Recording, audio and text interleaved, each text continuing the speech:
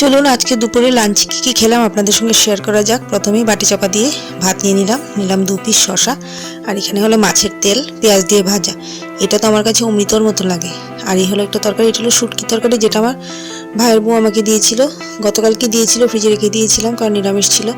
আজ বুধবার, তার জন্য খাচ্ছি। আর এখানে ব্রোকলি দিয়ে ফুলকপি আলু দিয়ে করেছি হলো কাতলা মাছের ঝোল।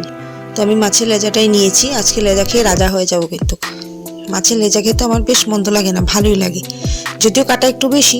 তো বসে পড়েছি মাছের তেল ভাজা, শুটকি তরকারি আর ব্রোকলি দিয়ে মাছ তরকারি।